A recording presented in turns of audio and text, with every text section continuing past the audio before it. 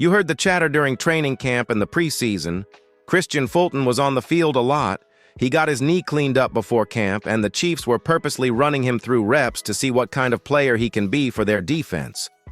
That's important, because when you watch the tape, it becomes obvious pretty fast why this is a hinge moment for Kansas City's secondary. Fulton isn't just another body to plug in. He brings a mix of length, physicality, and football IQ that can widen the ceiling for this defense, if his legs hold up. In this opening section, I want to lay out the baseline so you know what to expect. Fulton showed the ability to stay in a receiver's hip pocket, to read the quarterback, and to attack the catch point. You saw the play where he gets under a screen, rips an arm under a blocker, and blows the play up for a loss. That's not a fluke. That's the kind of physical, active corner play the Chiefs love. But you also saw him sprint left to right, flip his hips, and then be on his knees at the end of long drives in camp. That's the trade-off. The coverage skill is there. But conditioning and a cleaned-up knee mean the coaches will stress test him early to see whether that skill is repeatable across a full game, especially late in the fourth quarter. Here's the immediate takeaway. If Fulton can be trusted to run sideline to sideline and still make crisp plays when he's tired, he becomes a starter in base packages and a matchup nightmare on early OZ downs. If not, the Chiefs will have to stagger snaps, rotate Jamari Connor and CRW more, and maybe keep Trent McDuffie more involved in nickel looks, which is workable, but less optimal. So tell me right now, do you think Fulton starts Week 1 against the Chargers? Drop a quick yes or no in the comments. I'll be watching. And if you want more film-forward breakdowns like this one, hit subscribe and help us reach our goal of 5,000 subscribers so we can keep turning these deep dives into weekly content.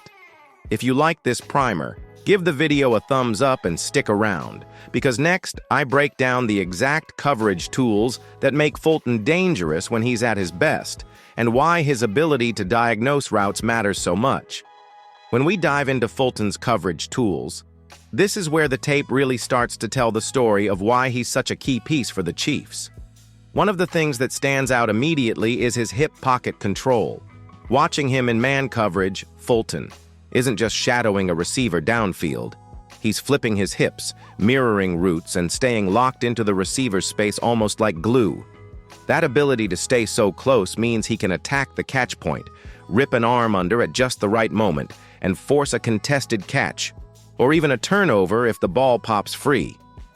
There's a mental side to this too. He's reading the quarterback's eyes, anticipating throws, and positioning himself where the ball is likely to go. That combination of athleticism and football IQ allows him to make plays not just after the catch, but in the act of disrupting the play itself. Take, for example, the screenplay against the Bears. Fulton identifies the ball coming, gets underneath the block, and executes a perfect rip with his left arm. That's textbook technique, and it's exactly what you want from a top-of-the-defense corner. He's not waiting to react. He's proactively reading the situation and making a decision that impacts the play immediately. This is also why he can be used flexibly, whether he's outside or in the slot, whether it's a shallow route or a vertical stem, he's capable of adjusting on the fly. Another thing to notice is how he's not afraid to mix physicality with technique. Even if the pass doesn't go exactly where he expects, he's ready to bring the receiver down, fight through blocks, and recover. That physical commitment separates a player who can contribute in theory from one who actually changes the game. And while Fulton isn't immune to fatigue, as we saw in camp, when he's on his game, his ability to read, react, and stick with his man elevates the entire defensive unit. Quick question for you. Which matters more for Fulton, his run support physicality or his man-to-man coverage skills? Drop your choice in the comments below. If you're enjoying this technical breakdown, hit that like button and subscribe, and make sure the bell's on so you never miss a deep dive. Now let's talk about the durability question, because this is where the preseason tape really gives you some insight into Fulton's potential and his risk profile. You've seen him on the field, running left to right, flipping his hips, and giving maximum effort. By the end of some drives, he's on his knees, exhausted, and that tells you something critical. The Chiefs were purposefully testing his conditioning. Long drives, extended reps, and running sideline to sideline are not just about building stamina. They're about seeing whether he can be trusted in high-pressure moments late in games. Can he stay with a top receiver when the clock is winding down? Can he maintain coverage integrity after 3 long possessions in a row? These are questions the coaching staff needs to answer before they lean on him as a base package starter. Then there's the ankle and knee factor. Fulton went through a cleanup heading into training camp, and while he looks healthy on tape, the staff will naturally stress test him. That means double moves, post routes, and long in-game sprints to see how his legs handle repeated stress. It's not about punishing him, it's about figuring out whether he can sustain elite performance over 60 minutes, because the Chiefs' defense depends on every player being reliable.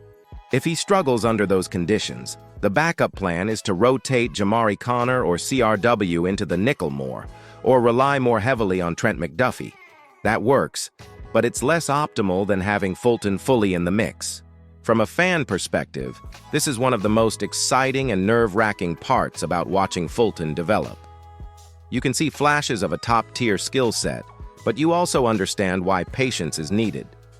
He's capable of making game-changing plays, but his legs are going to determine how often that can happen and in what situations. Early in the season, expect the Chiefs to test him downfield, maybe right in the opener against the Chargers, double moves, post routes, deep stems, to see how he reacts to sudden bursts and how he recovers from fatigue. That's not just about Fulton. It's about trusting the hinge piece of the secondary to perform when it counts most. So tell me, would you rather the Chiefs protect Fulton's snaps early in the season or throw him into high-stress situations to find out if he's ready? Drop protect or test in the comments. Now that we've covered conditioning and durability, let's break down how Fulton fits into Spagnuolo's defensive scheme, because this is where his versatility really shines. In base defense, Fulton typically lines up outside with Trent McDuffie, giving the Chiefs a physical presence on the edge that can handle both man coverage and run support.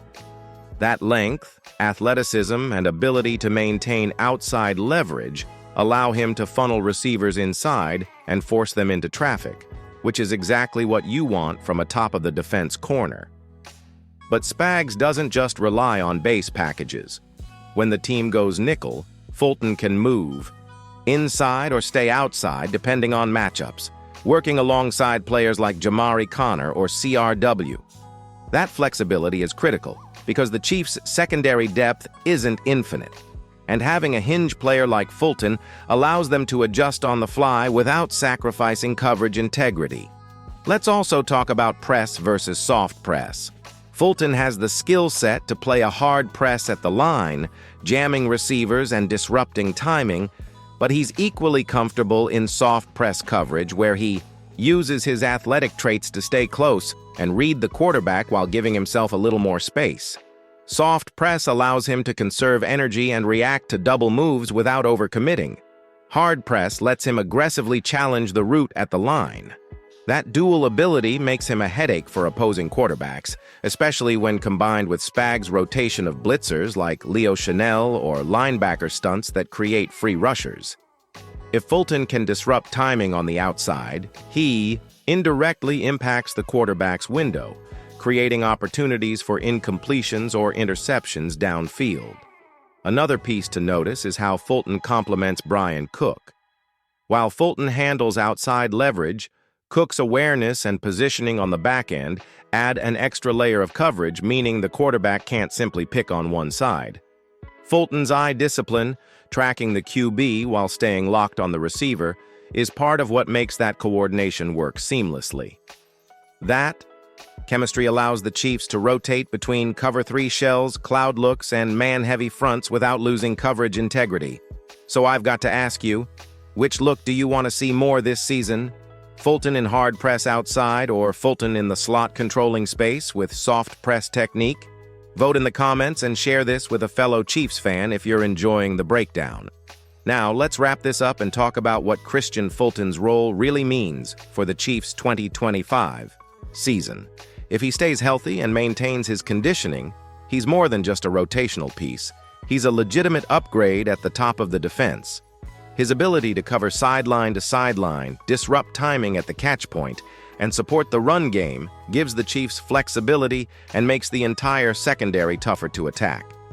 That hinge role we've been talking about all along means that if Fulton is performing at his ceiling, the Chiefs don't have to over-rely on depth pieces like Jamari, Connor, CRW, or even Trent McDuffie in high-pressure situations. It allows Spags to mix coverages, rotate blitzers, and keep the offense guessing.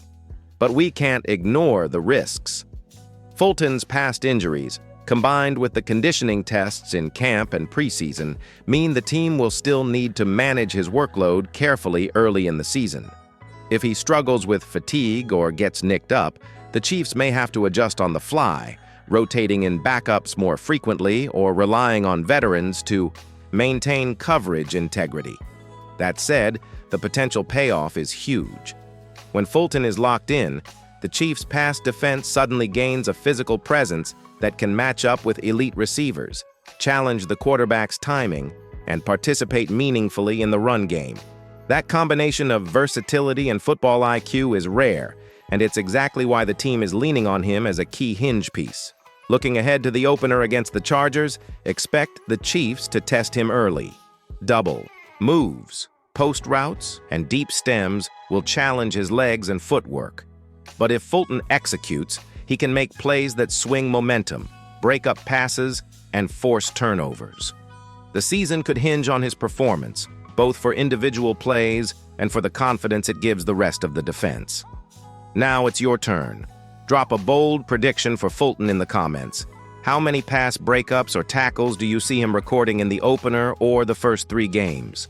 And if you haven't already, hit subscribe and tap the bell to help us hit 5,000 subscribers.